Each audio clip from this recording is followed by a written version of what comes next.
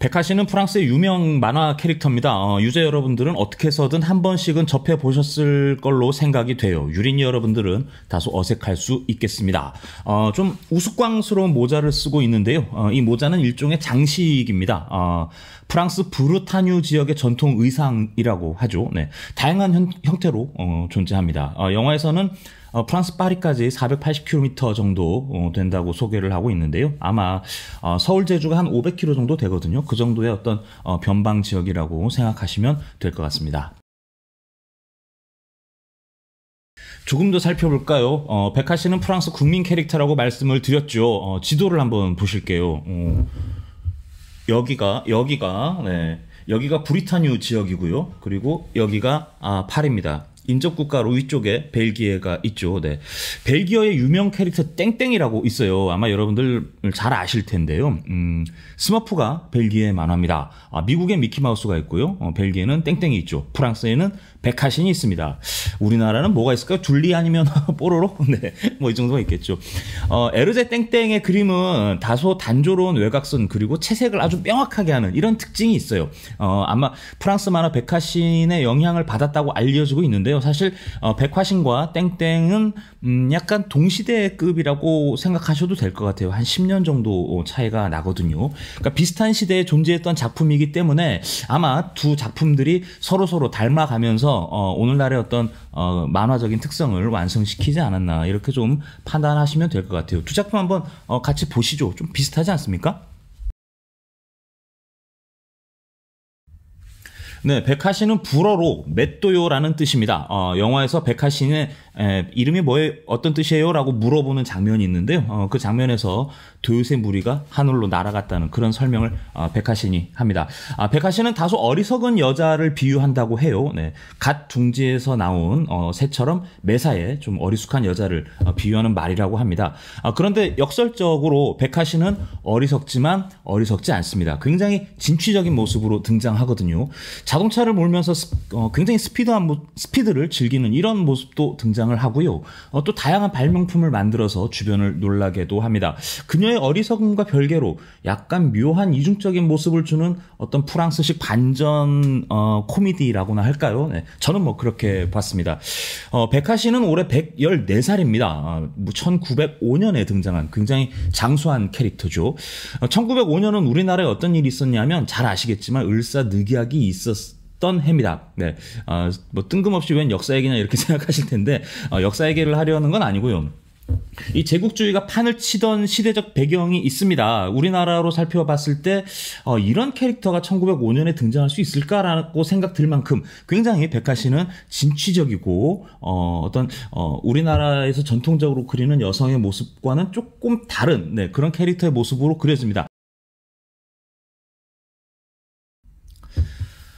사실 저는 프랑스식 감성이 별로 없어요. 그래서 프랑스 영화의 어떤 낯섦보다 헐리우드 영화의 문법에 굉장히 익숙해 있다. 뭐 이렇게 생각하시면 될 것 같아요. 네. 영화의 애호가 정도 좀 돼줘야 프랑스 영화 좀 봐야 되나? 이제 이런 생각이 많이 들으실 텐데 솔직히 백하신도 좀 그런 맛이 있습니다. 어떤 프랑스 코미디의 언어 유희 아니면 반전 이런 대화에서 주는 어떤 그 찰진 맛. 사실 이건 언어의 문제이기 때문에 저희들이 번역을 접해서 영화를 본다고 하더라도 완벽하게 이해는 할 수는 없거든요. 그런데 이런 배경 지식만 갖추신다면 그렇게 낯선 영화는 아닙니다. 그냥 쭉 보는 재미도 있고 말이죠. 네, 길게 얘기하면 스포일러니까요. 간단하게 설명을 드릴게요. 좌충우돌 사고뭉치, 백하신이 파리로 가겠다면서 무조건 집을 떠납니다. 그러다가 우연히 길에서 한 아이를 만나게 되는데요. 그리고 그 아이 곁을 떠나지 못하는 이런 스토리를 담았습니다. 그 아이의 이름은 롤로트인데요. 롤로트와 함께 대저택에서 생활하면서 벌어지는 에피소드를 담은 코미디 영화입니다. 백하신의 특징이 있어요. 그녀가 애용하는 빨간 우산이 있고요. 그리고 녹색 의상, 하얀색 모자 이런 것들이 있습니다. 자동차는 노란색이고 말이에요. 요즘 말로 이제 BBD 컬러라고 하는데 디자이너들은 그렇게 부르더라고요. 프랑스 영화의 색감이 굉장히 잘 드러나는 그런 영화입니다.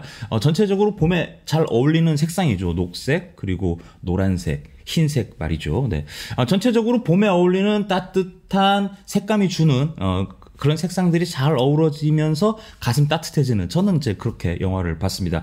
뭘 복잡하게 생각하고 뭐 볼 것도 없고요. 네, 사고치고 집안이 망했다가 다시 일어나고 뭐 이런 류들을 담은 어떤 코미디 영화입니다.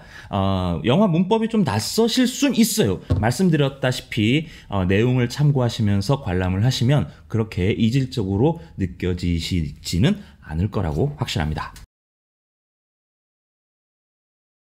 감독님 궁금해요. 이거는 꼭 여쭤보고 싶었어요.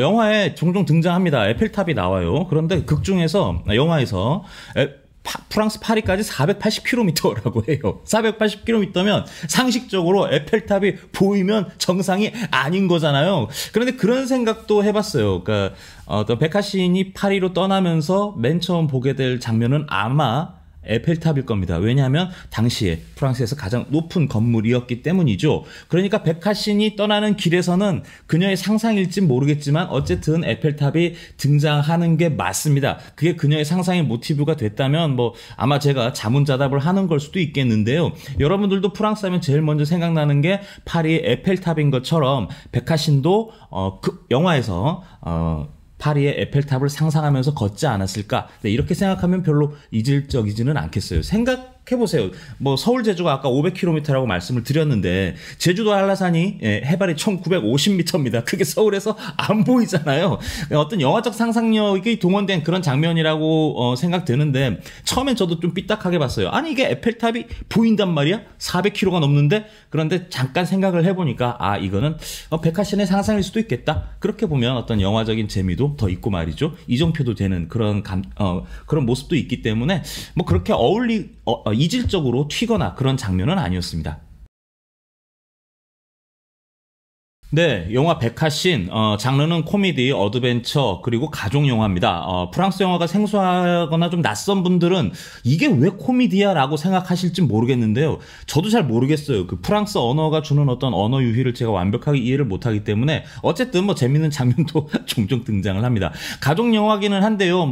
초등학교 자제분들이나 중고등학교 청소년 여러분들하고 함께 하기에는 약간 조금 어려울 수 있겠다 이런 생각이 들어요. 약간 마니아틱한 면이 없지 않아 있거든요. 그런데 가볍게 보시기에는 참 괜찮은 영화입니다. 프랑스식 어떤 색감도 한번 보시고 말이에요.